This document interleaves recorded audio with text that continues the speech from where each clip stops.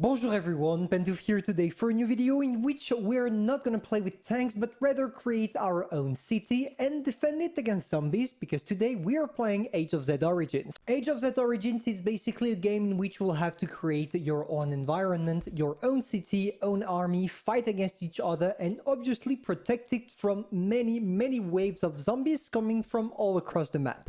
And of course, as you can see, it seems like I'm a little bit advanced on this game and specifically this town, simply because they already contacted me 1 year ago for me to do some promo for them, and here we go again. I kept my account in hope maybe to be able to get it again, and bang, there we go fellas. Let's get started, and I'm gonna tell you exactly what you need to know in order to start the best way. Before this video begins, I want to tell you that if you're interested into playing Age of Z Origins, you will find the link in the description. The first and probably most important rule about this game is to use the right officers.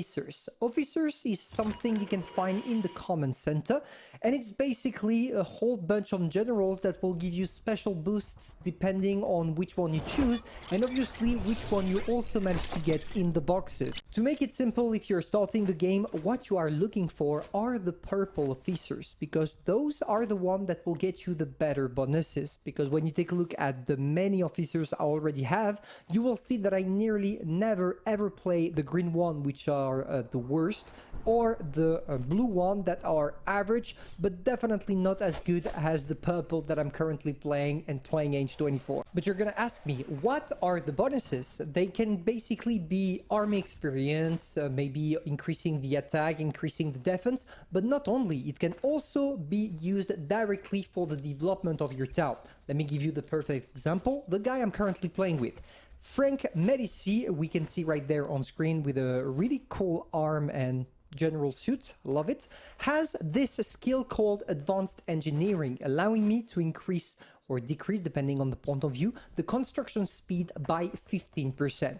And trust me, if you manage to get those guys at the beginning of the game because you're lucky or just because you grind them, well, you are gonna have a huge advantage over your opponents, making you the top player of the server. And to finish off my little explanation, if you are looking to increase those statistics, you will have to star up, and to do this, basically, you will need to find some pieces of those guys. Actually, when you get one, I think it's you only have 1 star, and you need to climb up until you get 6 star, and when you get 6 star, obviously you get some crazy bonuses that will allow you to completely control the battlefield and also develop your town really fast. The fighting scene of this game is quite complex for one simple reason. You have 4 different types of troops divided into 15 different levels. For the levels, nothing easier. The bigger the level of your barracks, obviously, the stronger the troops you are about to unlock, which are divided, as I mentioned, in 12 different kinds. But it's going to soon become subtle for the simple reason that even if you unlock level 12 troops, you are not about to play only level 12 troops, because those are divided into different categories,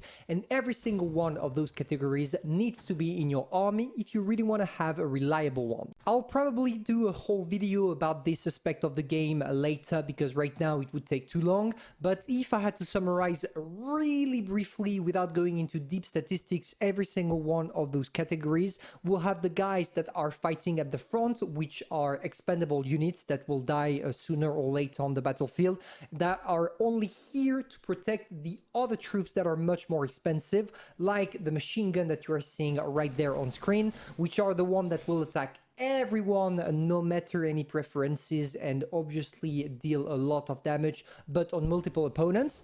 Now we have the snipers that will attack the big boss monsters and inflict a lot of damage to one enemy only, to finish off with the fanatic terminators, which are basically the rocket launchers that are doing approximately the exact same thing as the dev gatling ones, but with some AoE damage. And of course, when you are getting attacked by multiple types of opponents, it's definitely for the best if you manage to get a good army. And finally, the last and most important piece of advice I can give you boys is to make sure to always attack monsters when you have the possibility. Here we take a look at the map, and on the map you will see that there are many monsters with different levels. Obviously, I'm not asking you to attack a level 32 monster if your city itself is only at level 7. It would be just nonsense and you would get totally blasted. But once you managed to get your city to a good level and therefore have a really good army, you need to attack those monsters for the simple fact that they will give you battle rewards that are something you need to add to your collection.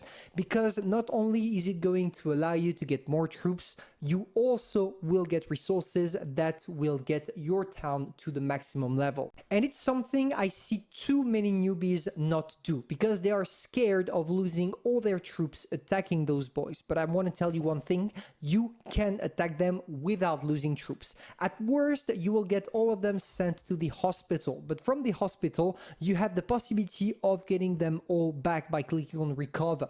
Yes, it's gonna take some time if you have a lot of troops like it's my case. Here it takes 2 days, but yeah, that's the price to pay. I mean, we are playing a PvP game. We are here to fight.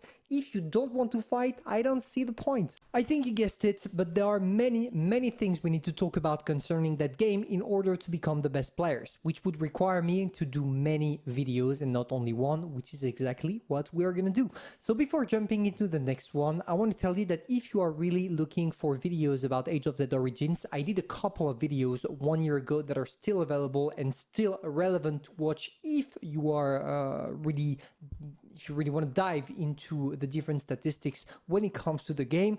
And if you feel a little bit too lazy to do it, do not worry, more will come. Once again, I just want to thank you all for the support. I'm gonna see you soon for a new video, and just in case you're already playing Age of Zed Origins and you want me to cover a certain type of aspect of the game, just tell me in the comments and it will be my pleasure to answer to you. See ya.